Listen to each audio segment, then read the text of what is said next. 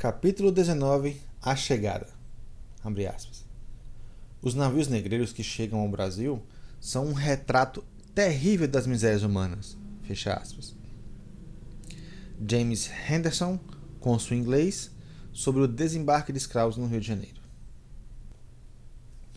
O Brasil estava ainda além do horizonte, invisível em alto mar, quando os tripulantes dos navios negreiros começavam a fase inicial de sua jornada. Preparar os escravos para serem vendidos em terras brasileiras. Do sucesso dessa operação dependia grande parte dos lucros do negócio. O segredo era apresentar os cativos com a aparência mais saudável possível, de maneira a impressionar os compradores, e assim obter obter preços melhores por eles. Ao longo dos séculos, os traficantes foram desenvolvendo técnicas elaboradas para transformar seres humanos em mercadorias atraentes na hora da venda. A primeira providência consistia em retirar, com vários dias de antecedência, as correntes e algemas que prendiam os escravos, de modo que, ao chegar, não houvesse marcas visíveis na pele. A segunda era lavá-los cuidadosamente com esponja e sabão. Feridas eram tratadas e cobertas com pó cicatrizante. Os homens tinham os cabelos raspados e a barba feita com esmero. Eventuais fios grisalhos seriam arrancados e pintados de preto. Os mais velhos, que tivessem a pele macilenta, ou enrugada, teriam o rosto e o tronco polidos com pedra ou areia fina. Reforçava-se também as refeições, que passavam a incluir alimentos mais ricos em carboidratos e proteínas. Por fim, os marinheiros untavam os corpos dos africanos com óleo de dendê, de maneira que ficassem brilhantes e parecessem bem hidratados. Mais detalhes: The Slave Ship, A Book Kindle, posições 4071 até 4078, de Marcus Rediker. O leilão era a forma mais comum de venda de escravos no Brasil e no restante do continente americano, porém não a única. Existiam expedições previamente encomendadas por um comprador individual ou por um grupo. A carga de cativos assim chegava ao Brasil já com o destino certo. A carga de cativos chegava aqui já com o destino certo, sem a necessidade de operações de venda no cais do porto. Esse sistema foi especialmente utilizado no século XIX, durante a fase ilegal do tráfico, depois que a importação de cativos já fora oficialmente abolida. Nesse caso, fazendeiros contratavam antecipadamente a aquisição de um determinado número de cativos, que eram desembarcados às escondidas em locais remotos como a Ilha Grande ou Mangaratiba, no Rio de Janeiro, e transportados às escondidas para os locais de trabalho. Na maior parte das transações, porém, a venda se processava em sistemas de oferta pública, semelhante às feiras agropecuárias hoje existentes no interior do país, em que animais são arrematados pelo melhor preço. E não por mera coincidência, no período colonial, uma forma muito comum de avaliar o valor de mercado de um escravo na chegada ao Brasil era compará-lo a um animal de carga. Do ponto de vista de seus donos, o paralelo fazia todo sentido. Ambos se destinavam à mesma atividade. No começo do século XIX, uma besta adestrada custava no Rio de Janeiro cerca de 28 mil réis. Preço que o historiador Almeida Prado, o botânico austríaco Carl Friedrich Philipp von Marcus, teria pago por um animal em 1817. Nessa mesma época, um escravo adolescente do sexo masculino custaria cerca de 100 mil réis, o valor equivalente a 3 mulas de carga. Curiosamente, a mesma correlação entre escravo e animal era observada um século antes nos relatos do padre jesuíta André João Antonil, autor de Cultura e Opulência no Brasil, por suas drogas e minas, um clássico da literatura brasileira, da história brasileira. Numa seção do livro intitulada, abre aspas, Preços dos Escravos e Cavalgaduras, fecha aspas, Antonil retrata que em 1711, abre aspas, um negro bem feito, valente e ladino, fecha aspas, custava em Minas Gerais 300 oitavas de ouro, 3 vezes o valor de um cavalo sendeiro. Como pode ser visto, né, na página 230 do livro Cultura e a Polícia no Brasil, de André João Antonil. Na chegada aos portos brasileiros, o capitão do navio deveria antes registrar sua carga, pagar os impostos na alfândega e submeter à fiscalização sanitária. Escravos doentes ficavam em quarentena. Era uma forma de impedir que doenças se propagassem pela população local. Diversas epidemias ocorridas no Brasil no início do século XVII tiveram como origem o desembarque de escravos vindo de regiões da África, onde havia moléstias endêmicas como varíola, malária ou febre amarela. Uma vez com a papelada em ordem, começava a venda dos cativos. Muitos eram arrematados diretamente no navio, outros levados ao mercado em terra. Se a procura por mão de obra fosse alta, as vendas poderiam ser rápidas, às vezes liquidado em poucos dias.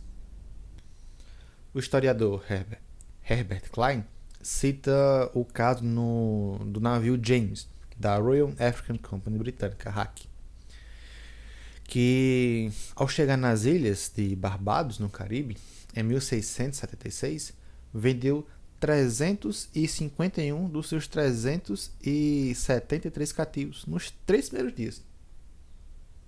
Os demais só não tiveram o mesmo destino porque estavam doentes e tiveram de se recuperar antes de serem vendidos. Vendas tão rápidas significavam lucros maiores para o traficante, que logo se desobrigava de cuidar dos escravos e alimentá-los. Em outras ocasiões, porém, as negociações poderiam se prolongar por vários dias, colocando em risco os lucros do negócio. Foi o que aconteceu com o capitão João Proença e Silva, que em 1762 levou quase um mês para se livrar dos últimos 4 escravos de carga. 4 escravos de uma carga de 7, né, que levara do Rio de Janeiro. Os outros 3 tinham morrido durante a viagem. Mais detalhes: Ser escravo no Brasil, páginas 69 e 70, de Cátia de Queiroz Matoso, e Herbert Klein, no livro The Atlantic Slave Trade, página 97. Os leilões começavam pela primeira escolha, na qual os compradores mais ricos e influentes tinham a preferência de arrematar os escravos mais jovens, fortes e saudáveis, pagando preços igualmente mais elevados. Depois vinha, abre aspas, né, segunda escolha, fecha aspas. A segunda escolha de escravos, considerados de capacidade de trabalho inferior, que eram crianças ou adultos com idade acima de 30 anos, 30 anos. Por fim, restavam os idosos, doentes e portadores de alguma deficiência física. Eram vendidos pela melhor oferta, né, como numa liquidação de ponta de estoque, que geralmente eram comprados por pessoas mais pobres. Alguns fracos e doentes demais não encontravam comprador algum e eram simplesmente abandonados na rua do Rio de Janeiro, onde morreriam como indigentes. Mais detalhes no livro Way of Death, página 474, de Joseph Miller. Havia até mesmo, abre aspas, mercado secundário, fecha aspas, no qual investidores compravam escravos doentes ou desnutridos para curá-los, engordá-los e depois revendê-los por um preço mais alto. O processo de venda envolvia uma série de humilhações para os escravos, que, exaustos, né, pela travessia do oceano e assustados ao chegar numa terra desconhecida, seriam submetidos a um minucioso exame dos seus corpos, incluindo as partes íntimas. Inteiramente nus, eram pesados, medidos, apalpados, cheirados e observados nos mínimos detalhes. Tinham que correr, pular, esticar os braços e pernas, respirar fundo e tossir. Os compradores enfiavam os dedos em suas bocas para checar se os dentes estavam em bom estado e se a coloração da língua era adequada. Alguns compradores mais ricos e experientes, né, delegavam essa tarefa a um médico que realizaria a análise com o mesmo rigor profissional com que hoje um clínico geral observaria um paciente em seu consultório. Com a diferença que no comércio de escravos, tudo isso era feito em público, às vistas de dezenas ou centenas de pessoas. Uma observação mais detalhada seria feita nos genitais, tanto dos homens quanto das mulheres, em busca de sinais de doenças como sífilis e gonorreia. A pele seria pressionada, examinada inúmeras vezes, na tentativa de checar se não estaria macilenta. Macilento quer dizer, né, pálido, desprovido de cor, descorado, muito magro, sem carne, sem brilho, descarnado. Sim. Ou se não haveria feridas, né, escondidas sobre alguma substância cosmética. Muitas vezes, os vendedores tentavam enganar os clientes, barbeando os escravos mais velhos, cujo rosto, depois de escanhoado, né? Escanhoado, né? Quer dizer, barbeado, né? Cujo rosto, depois de escanhoado, era polido com pedra pómez. Por essa razão, alguns compradores, tanto da África quanto na chegada do Brasil, tinham o hábito de passar a língua na face e nos queijos dos cativos, à procura de sinais de barba cortada. Como pode ser visto no The Diligent, página 248, de Robert Harms. O diplomata inglês Henry Chamberlain, que viveu no Rio de Janeiro no começo do século XIX, descreveu da seguinte forma a compra de um escravo no mercado de Valongo, o mais importante da cidade. Quando uma pessoa quer comprar um escravo, ela visita diferentes depósitos, indo de uma casa a outra, até encontrar aquele que o agrada. Ao ser achado, o escravo é apalpado em várias partes do corpo. É exatamente como se faz quando se compra um boi no mercado. Ele é obrigado a andar, correr, esticar seus braços e pernas bruscamente, falar, mostrar a língua e os dentes.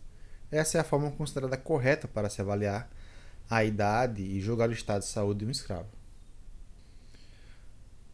Capítulo The Slave Market, sem numeração de página, de Henry Chamberlain, Views and Customs. O livro, né, é Views and Customs. O Valongo, citado por Chamberlain, é um dos mercados de escravos mais bem documentados da história da escravidão, graças especialmente aos relatos de diversos viajantes que visitaram no começo do século XIX. Situado entre os atuais bairros de Gamboa, da Saúde e do Santo Cristo, foi por quase 200 anos o maior entreposto negreiro da América. Em 1808, quando a corte portuguesa de Dom João chegou ao Brasil, navios vindos da costa da África despejavam no Valongo entre 18 e 22 mil homens, mulheres e crianças por ano. Muitos ali permaneciam em quarentena para serem engordados e tratados de doenças. Os demais ficavam estocados em cárceres e barracões à espera de compradores, que, quando necessitados de mão de obra, se dirigiam ao local como se visitassem uma feira livre qualquer. Nota: a estimativa é de Chamberlain.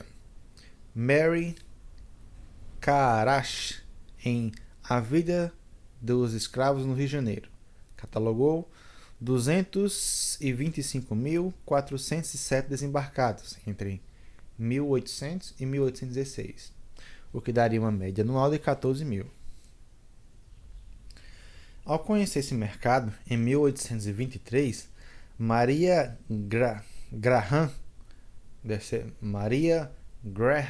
enfim, viajante inglesa e amiga da Imperatriz Leopoldina, primeira mulher que Dom Pedro I, né? A primeira mulher de Dom Pedro I, registrou em seu diário: 1º de maio de 1823. Vi hoje o Valongo. É um mercado de escravos no Rio de Janeiro. Quase todas as casas dessa longíssima rua são de depósito de negros cativos. Passando pelas suas portas à noite, vi a maior parte delas bancos colocados rente às paredes, as quais filas de jovens criaturas estavam sentadas, com a cabeça raspadas, corpos macilentos, tendo na pele sinais de sarna recente. Em alguns lugares, as pobres criaturas jaziam sobre tapetes, evidentemente muito fracas para se sentar. Como pode ser visto em Diário de uma Viagem ao Brasil, página 254, de Maria Graham. Outro estrangeiro, o cônsul James Henderson, descreveu assim o desembarque dos escravos no porto do Rio de Janeiro. Os navios negreiros que chegavam ao Brasil são um retrato terrível das misérias humanas. O convés é abarrotado por criaturas apertadas umas às outras, o tanto quanto possível. Suas faces melancólicas e seus corpos nus e esquálidos são suficientes para encher de horror qualquer pessoa não habituada a esse tipo de cena. Muitos deles, enquanto caminham nos navios até nos depósitos onde ficam expostos para a venda, mas parecem esqueletos ambulantes, em especial as crianças. A pele, que de tão frágil, parece ser incapaz de manter os ossos juntos. É coberta por uma doença repulsiva, que os portugueses chamam de sarna. Onde pode ser visto na página 74, A History of Brazil, de James Henderson. Nota do narrador. Sarna, hoje a gente sabe que é um ácaro, que ele escava a pele.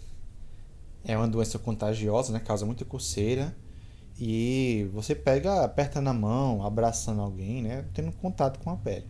Não sei se realmente era essa doença na época, Sarna hoje a gente sabe que é isso. Isso a gente chama de sarna. Fim da nota do narrador. Além do sexo, idade, saúde e aparência física, outros fatores eram levados em conta, durante as negociações de venda dos cativos na chegada aos portos brasileiros. Abre aspas. Negros ladinos, fecha aspas, que sabiam alguns rudimentos da língua portuguesa, tinham sido batizados e muitas vezes já haviam passado pelo cativeiro nas ilhas atlânticas, como São Tomé, Cabo Verde, os laboratórios do tráfico, entre aspas, descritos no capítulo 12. Esses valiam mais. Se tivessem alguma especialidade, como mineração, metalurgia, carpintaria ou criação de gado, alcançavam preços ainda maiores. Esses escravos eram relativamente raros e muito procurados no Brasil. Os de menor avaliação eram os boçais, entre aspas, africanos recém-chegados que nunca tinham qualquer tipo de contato com a língua portuguesa ou com os costumes dos colonizadores europeus. Esse tipo seriam considerados apenas o vigor e a capacidade para o trabalho braçal, o que abre aspas, economês de hoje, fecha aspas, seriam chamadas de commodities, ou seja, uma mercadoria sem especialização alguma ou qualquer outro valor agregado. Feitos todos os exames e considerações, o vendedor e o comprador propunham-se de acordo a respeito do preço. Alguns pagamentos eram realizados à vista, outros a crédito, mediante a emissão de uma nota de câmbio ou promissória, que seria resgatada algum tempo depois. Começava então para o tráfico um período de adaptação de uma nova vida de um escravo no Novo Mundo. Havia 2 destinos prováveis para ele.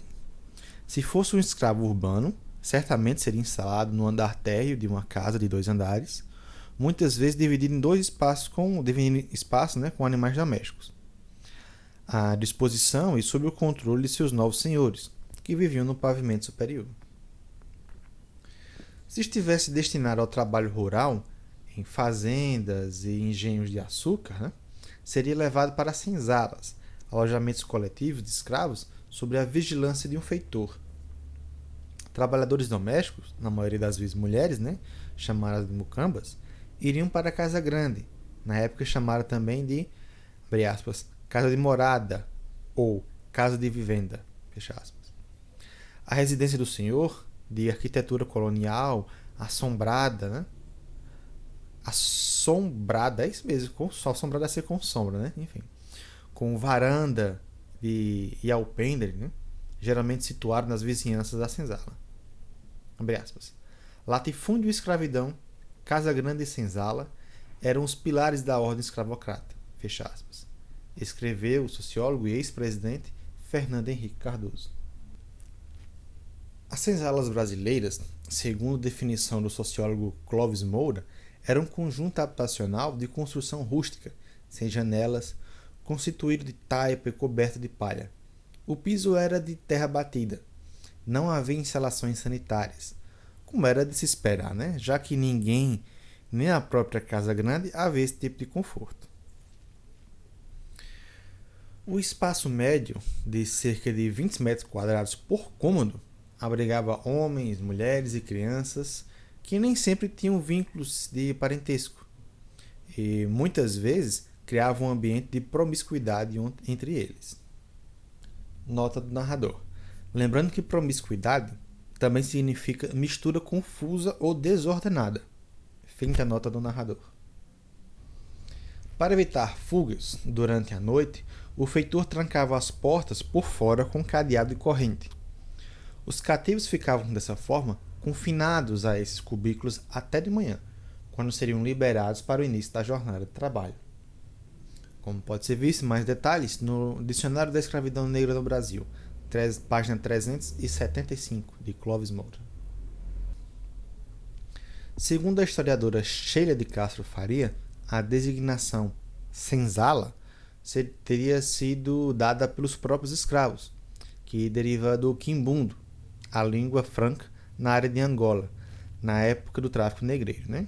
Onde a palavra teria um significado de povoado ou comunidade, aglomeração de trabalhadores agrícolas ou imigrantes. Ainda de acordo com Castro Faria, as condições de uso das senzalas variavam muito de região para região e de acordo com os séculos, né? Nem todas poderiam se enquadrar na condição de cubículos precários e promíscuos, né? Trancafiados por fora à noite, com a descrição de Clóvis Moura. Isso se aplica, talvez, às habitações dos escravos boçais, recém-chegados da África, entre os séculos XVI e XVII, mas não às existências nas fazendas do século XVIII e XIX, que é marcada pela presença de famílias relativamente estáveis, o que reforçaria ainda mais a ideia de comunidade, entre aspas, originalmente atribuído a essas aglomerações de escravos. Dicionário do Brasil Colonial, organizado por Ronaldo Vainfas, página 527, de Sheila de Castro Faria.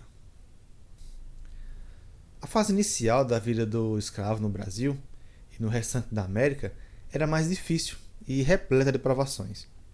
Nas ilhas do Caribe, os ingleses diziam que esse momento de temperar, né, era o momento de temperar o cativo. Ou seja, mostrar para ele quem de fato mandava, quem era o dono e o senhor, que era o dono e senhor do seu destino. Seasoning, em inglês. Isso envolvia uma série de torturas físicas e psicológicas, até o que o escravo, entre aspas, se colocasse em seu lugar, fecha aspas. Ou seja, mesmo ocupado por o mesmo lugar, né, que é ocupado por animais domésticos e de trabalho. Segundo o padre jesuíta Manuel Ribeiro Rocha, que foi missionário na Bahia em meados do século XVIII, durante essa etapa, né, muitos senhores de engenho do Recôncavo Baiano tinham o hábito deliberado de surrar os cativos. Era a primeira providência que tomavam depois de comprar os africanos. Diz a citação: há homens tão inumanos que o primeiro procedimento que tem com os escravos e a primeira hospedagem que lhes fazem, logo que compram, né, aparecem à sua presença, é mandá-los, açoitá-los rigorosamente, sem mais causa que a própria vontade de o fazer assim, e serem temidos e respeitados. Etíope resgatado, página 136, de Manuel Ribeiro Rocha. Infrações mínimas e corriqueiras eram punidas com castigos desproporcional à gravidade do castigos desproporcionais à gravidade do acontecimento. Um exemplo disso foi relatado pelo holandês, né? Diederik Ruyters, enfim, foi até fácil falar, que em 1618 passou um ano preso no Rio de Janeiro. Ele diz: vi o negro faminto que, para encher a barriga, furtara 2 pães de açúcar. Pão de açúcar é um bloco de cristal formado de pão caseiro, no qual o açúcar bruto era colocado assim que assim saia do engenho. Né? Seu senhor, ao saber do ocorrido, mandou amarrá-lo de bruços em uma tábua, e em seguida ordenou que um negro o surrasse com um chicote de couro.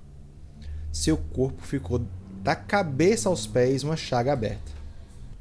E os lugares poupados pelo chicote foram posteriormente lacerados com faca. Terminado o castigo, outro negro derramou sobre suas feridas um pote contendo vinagre e sal. O infeliz, sempre amarrado, contorcia-se de dor. Tive, por mais que me chocasse, de presenciar a transformação de um homem em carne de boi salgada, como se isso não bastasse. Derramaram sobre suas feridas piche derretido. O negro gritava de tocar o coração. Deixaram ele toda a noite de joelhos, preso pelo pescoço a um bloco, como um mísero animal, sem ter suas feridas tratadas. A construção do Brasil na literatura de viagem, página 257, de Jean Marcel Carvalho França. Em geral, as autoridades faziam vistas grossas a tais abusos. Vez por outra, no entanto, a coroa portuguesa tentava, ainda que apenas formalmente, impedir os excessos. Em 1688, foram publicadas 2 leis que tentavam dar alguma proteção legal aos escravos. Determinavam que qualquer pessoa, mesmo cativa, poderia denunciar às autoridades civis ou eclesiásticas senhores cujo comportamento fosse considerado excessivamente cruel. Dona Ana de Cavalcante, fazendeira da aristocracia baiana, se viu forçada a vender sua escrava Úrsula com base nessa lei, depois de ser denunciada por maus tratos contra ela. Em 1700, a justiça determinou que fossem investigados todos os casos envolvendo mutilação, punições excessivas ou morte de escravos por falta de comida.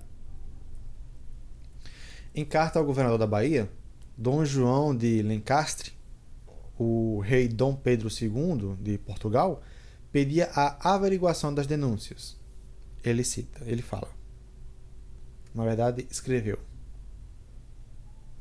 sou informado que nessa capitania costumam os senhores que têm escravos, para os castigarem mais rigorosamente, prendê-los por algumas partes do corpo com argolas de ferro, para que assim fiquem mais seguros para sofrer a crueldade do castigo que lhes quiser dar.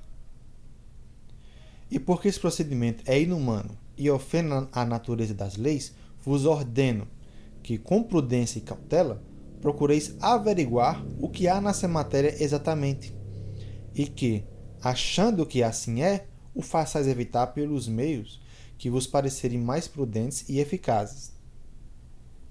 Economia Cristã dos Senhores no Tratado de Escravos, página 156, de Jorge Benson. O governador da Bahia se recusou a acatar as determinações do rei, alegando que a medida abriria um perigoso precedente. Segundo ele, punir os infratores colonos e fazendeiros brancos poderia no futuro levar à quebra da disciplina na relação entre os escravos e senhores. Poderia também levar os escravos a acreditarem que seria possível obter a liberdade recorrendo à justiça. Como se vê, eram leis inúteis num país ermo.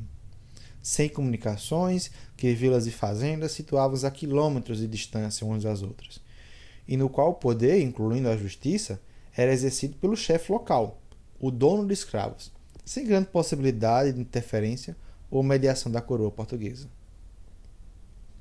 Raros eram os casos que os cativos realmente conseguiam proteção efetiva das autoridades. João de Argolo e Menezes, plantador de cana, foi condenado a 5 anos de exílio em 1747 por assassinar 2 de seus escravos. Em 1737, Pedro Paes Machado, senhor de engenho de Capanema, na Bahia, também foi preso, porém logo libertado, por ter matado 2 cativos e o negro alforriado, um dos quais foi deixado pendurado pelos testículos em um gancho de ferro até expirar. Motivo alegado por ele: os homens tinham machucado um boi durante o trabalho. Fonte: Sugar Plantations, página 134, de Stuart B. Schwartz. Tais casos eram exceção. Numa lista de pessoas processadas na vila de Cachoeira, no Recôncavo Baiano, entre 1780 e 1838, não aparece só o nome de dono de engenho ou de escravos. Não aparece um só nome de dono de engenho ou de escravos. Era o resultado da complacência, e da corrupção por parte das autoridades, sempre lenientes com o comportamento dos senhores escravos, seus aliados. Em meados do século XVIII, Garcia Dávila Pereira Aragão, em meados do século XIX, Garcia Dávila Pereira Aragão, herdeiro da Casa da Torre, uma das maiores propriedades rurais da colônia na época e um dos homens mais ricos da Bahia, foi denunciado à Inquisição por uma série de atos de sadismo e extravagâncias físicas e sexuais com suas escravas. Apesar das inúmeras testemunhas e evidências que confirmaram os crimes, foi absolvido no tribunal. Havia 3 categorias de castigo de escravos no Brasil, segundo a classificação feita em 1938 pelo historiador Arthur Ramos.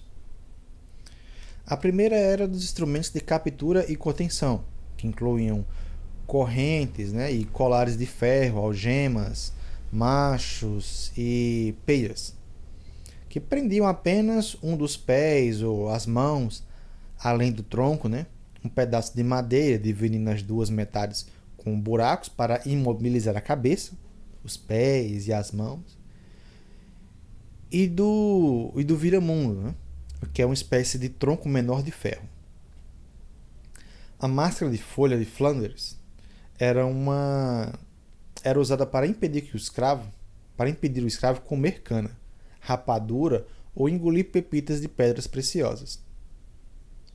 Um cepo era um longo e pesado tarugo de madeira, que, preso por correntes ao tornozelo, o escravo tinha de levar a cabeça para se movimentar. Na segunda categoria das torturas, havia um item especialmente assustador: o anjinho. Instrumento de suplício de origem medieval. Consistia em 2 anéis metálicos de forma de torniquete, que eram introduzidos no dedo do cativo e iam sendo gradativamente atarrachados, produzindo dores atrozes e podendo mesmo esmagar os ossos da pessoa que não confessasse rapidamente o que o torturador queria ouvir. A terceira e última categoria, a das surras, usava-se a palmatória ou um bacalhau, um chicote de cabo curto, outro de ouro ou de madeira com 5 pontas de couro retorcido, já citado anteriormente.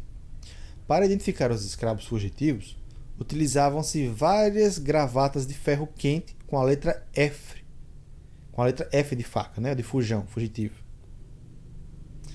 Além do libambo, uma argola de ferro que era presa ao pescoço do escravo, da qual saía uma haste longa, feita do mesmo material, voltada para cima até o topo de sua cabeça, com ou sem chocalhos nas pontas. Na prática, três instrumentos eram aplicados com mais regularidade: o chicote, o tronco e os grilhões. A punição mais comum era o açoite do escravo, nas costas ou nas nádegas, quando fugia, cometia algum crime ou alguma falta grave no trabalho. No começo do século XVII, o jesuíta italiano Jorge Benci, que viveu 17 anos na Bahia, recomendava que as chibatadas não ultrapassassem o número de 40 por dia para não mutilar o escravo. Ele diz: os açoites são medida da culpa, e se merecem os escravos em maior número do que o ordinário, se lhes deve dar, deles por parte, isso é, 30 ou 40 por dia, outros tantos daqui a 2 dias, daqui a outros 2 dias, outros tantos outros, e assim divididos poderão receber todo aquele número. E se recebessem tudo junto no dia, chegariam ao ponto de desfalecer ou dessangrá-los ou acabar com a sua vida. Fonte: Economia Cristã, página 165, de Jorge Benci. Apesar das recomendações, há referência de viajantes e cronistas às punições absurdas de 200, 300 e até 600 açoites. Essa quantidade tão elevada de chibatadas deixava as costas ou nádegas do escravo em carne viva. Numa época que não havia antibióticos, o risco de morte por gangrena ou infecção generalizada era grave. Por isso banhava-se o escravo com mistura de sal, vinagre ou pimenta malagueta, numa tentativa de evitar a infecção de feridas. Como pode ser visto em mais detalhes em Campos da Violência, páginas 73 até a 77, de Silvia Lara. O jesuíta Jorge Benci reclama que outras formas de torturas aplicadas pelos senhores de escravos, que, segundo ele, também incluíam enfiar tições de brasa incandescente na boca dos cativos e a aplicação de lacre, entre aspas, ou seja, cera derretida, que normalmente era usada para lacrar envelopes de correspondência sobre as feridas. Ele diz: pergunta agora aos senhores do Brasil se é castigo racionável queimar ou atanasar, que tão ímpio e cruel é esse gênero de castigo, com lacre os servos, cortar-lhe as orelhas e os narizes, marcá-los nos peitos e ainda na cara, abrasar-lhes os beiços, a boca, com tições ardentes. Economia Cristã, página 156, 157, de Jorge Benci. No entender de Benci, tormentos como esse, exagerados e desumanos, eram a razão da taxa elevada de suicídios entre os escravos brasileiros no final do século XVII. Ele diz: não podendo os tristes servos sofrer as tiranias do Senhor, não podendo, os tristes servos sofrer as tiranias do Senhor, para se livrarem do cativeiro, tomam por suas mãos a morte. E fazendo-se algozes de si mesmos, acabam com a vida, ou a facadas, ou suas próprias mãos, ou enforcado nas árvores, ou afogado nas águas, ou precipitado das janelas. Nos manuais dos jesuítas, eles próprios, também donos de milhares de cativos negros e indígenas, sobre a administração de escravos no Brasil, havia recomendações pormenorizadas e de natureza psicológica sobre como aplicar as punições aos infratores. O padre Manuel Ribeiro Rocha recomendava, por exemplo, que houvesse um certo tempo entre a suposta falta e o castigo para serenar os ânimos. Para o cativo ser bem ordenado, não se deve ministrar logo que o escravo fizer o erro, cometer o delito. É necessário algum intervalo maior ou menor, conforme a gravidade do caso, para atender às circunstâncias ocorrentes. E a razão é porque a deformidade do erro ou delito naturalmente altera os espíritos. E alterados esses, se conforme logo a ira, né? E o castigo não se deve misturar a cólera e o furor, senão com brandura e caridade. E por isso é necessário esperar que os espíritos sosseguem e que a turbação pela cólera se serene. Manuel Ribeiro Rocha, Etíope Resgatado, páginas 132 a 140.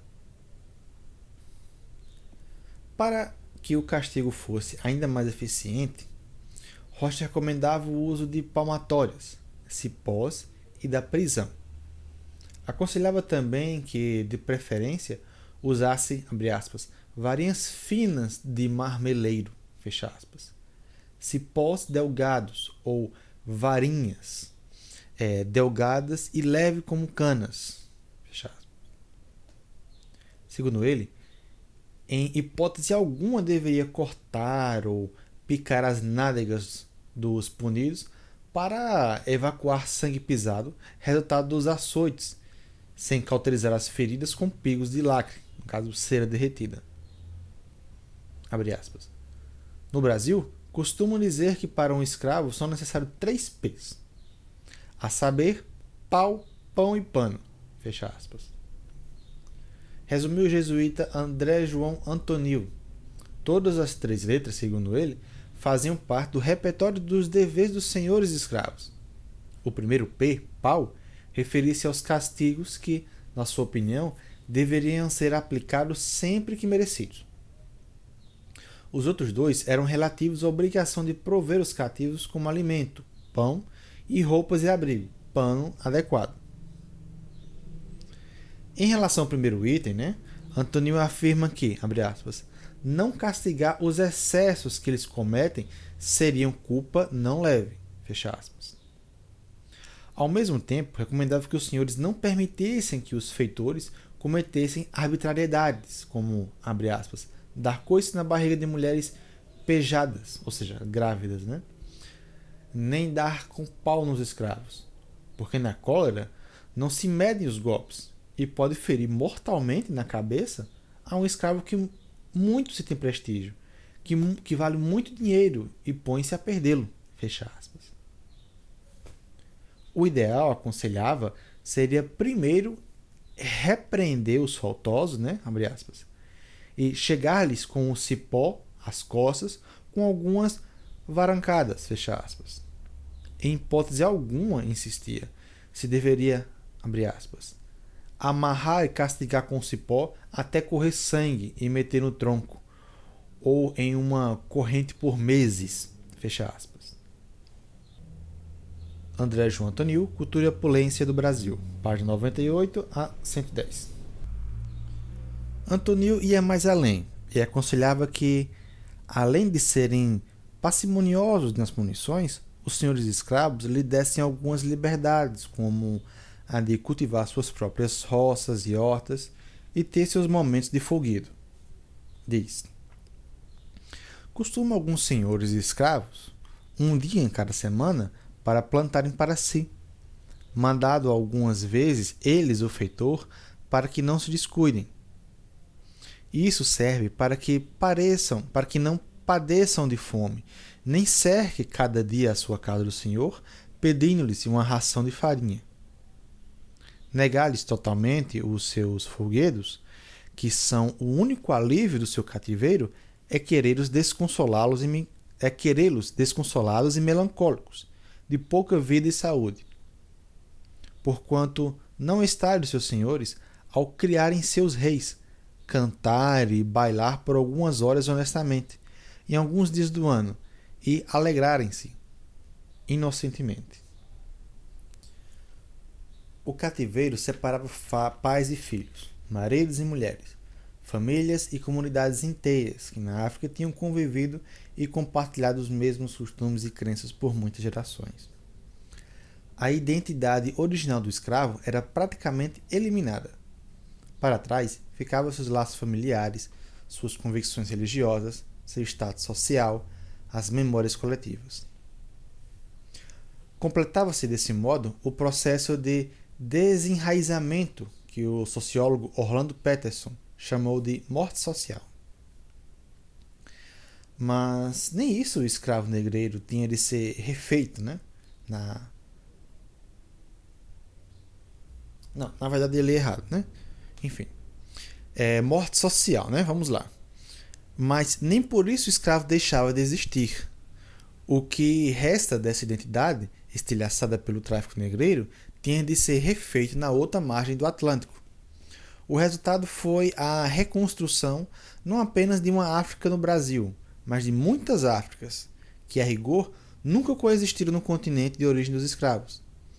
E também de outros muitos Brasis, que até então inexistiam e passariam a marcar definitivamente a sociedade que temos hoje, como se verá com mais detalhes no segundo volume dessa trilogia. Abre aspas. A escravidão não apenas divide, ela também une o que divide.